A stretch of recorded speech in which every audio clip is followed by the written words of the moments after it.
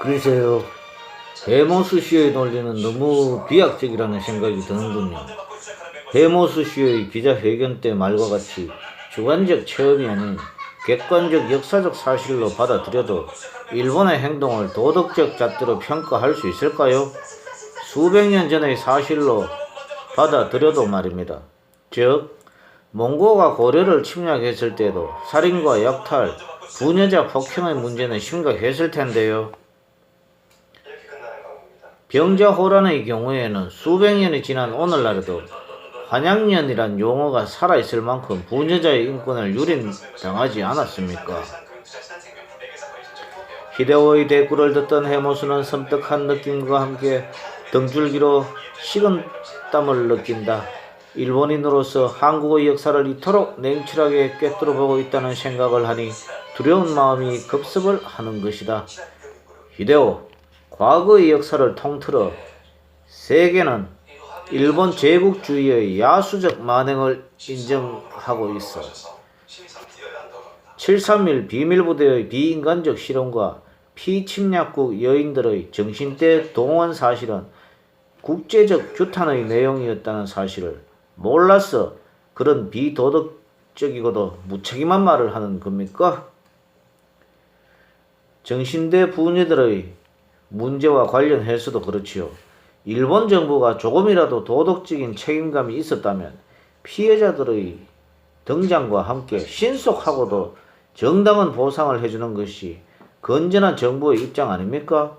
사실 자체를 부인과 부정으로 일관하다가 피할 수 없는 증거가 제시되면 마지못해 그 사실을 인정하면서 이제는 그 보상을 거부하고 있으니 이것을 정녕 과거 침략국의 올바른 반성 자세라고 볼 수 있을까요? 보상 문제는 과거 한일 협정에서 모두 매듭지은 문제 아닙니까?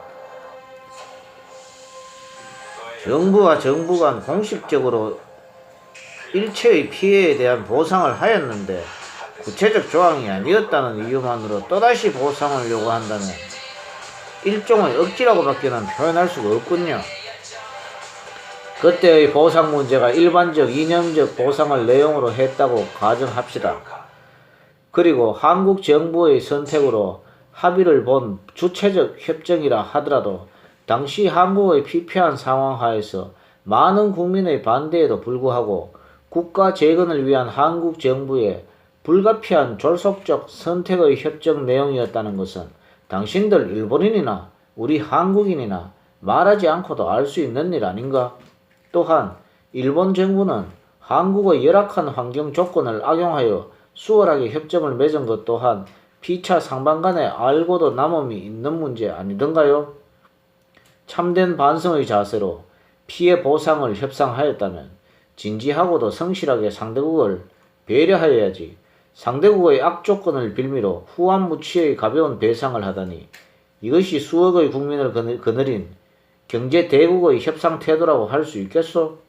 또한 후일에 있어 정당한 배상을 요구함에 있어서는 진솔한 자세를 보여줌이 마땅할 터 지난날의 배상을 덜먹이며 배관시하는 태도는 무슨 마음에서 연유하는 겁니까? 지난날의 배상이 정당했다면 우리의 요구가 부도덕한 것이 되겠지만 한일 협정상 배상이 미흡함은 서로가 아는 사실 아닙니까? 그러하므로 일본의 부도덕성은 여기서도 문제가 됩니다. 이토록 도덕심을 무시하면서 대한 입장을 견지한다는 것은 아시아 대륙을 참화의 현장으로 몰고 간 데 대한 반성은커녕 대륙을 향한 일본의 침략주의적 잔재가 여전히 남아있다는 상징적 표시임을 나는 결단코 믿고 있어. 참고로 이 문제는 최근 유엔 인권 소위원회에도 상정되어 일본군 위안부를 비롯한 현대적 형태의 성노예에 관한 결의안을 만장일치로 채택하여 일본 정부가 제2차 세계대전 당시 운영한 군 위안부와 관련해서 국제협상의 의무를 제대로 이행하지 않고 있다며 법적 배상을 비롯한 완전한 보상과 함께 책임자 처벌을 역설한 바가 있습니다. 히데오가 헤모스의 얼굴을 뚫어져라 바라보고 있다. 그리고 당신의 논리에서 간과하고 있는 또 한 가지가 있습니다.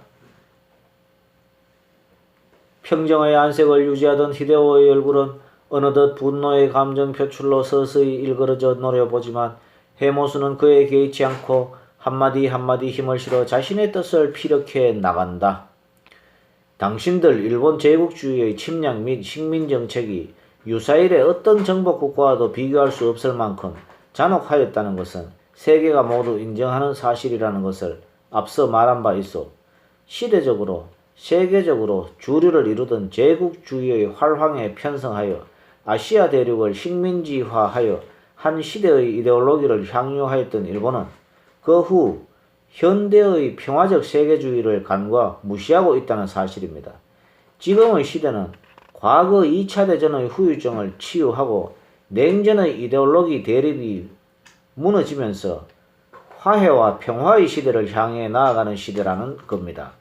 그러면서 새천년 새 세기를 맞이하는 희망의 역사기라는 말입니다. 온 세계가 긍정적으로 그 흐름을 타는 데 반하여 일본은 바로 옆에 이웃한 한국과의 관계에서도 화해와 평화의 제스처를 취하지 않고 있지 않습니까? 혹시 일본은 평화를 지향하는 국가라고 강변하실지도 모르겠습니다. 그러나 히데오, 생각해 보십시오.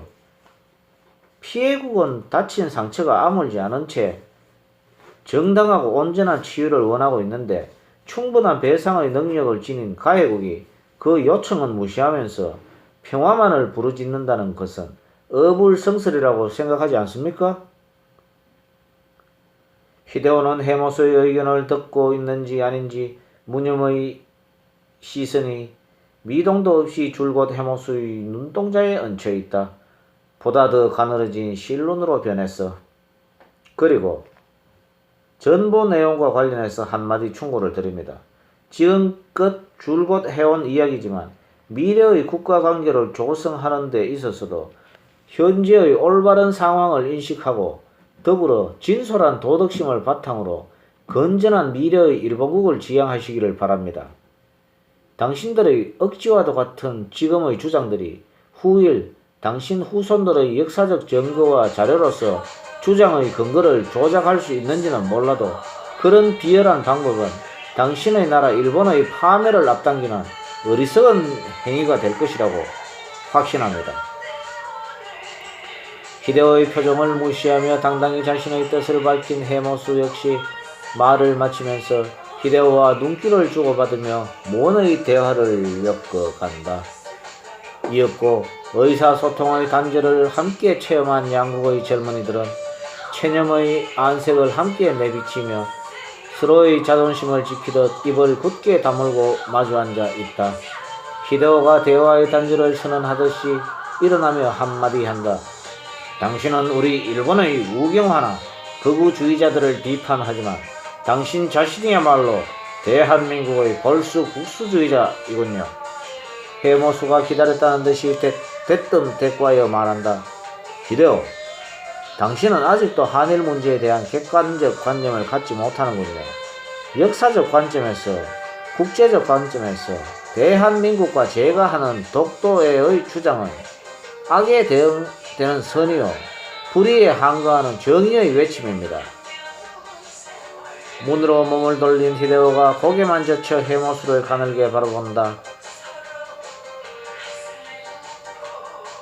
당신이 나를 극우주의자라고 하셨는데 분명히 말씀드려서 나는 크든 작든 그 사회의 정의를 추구하는 사람입니다.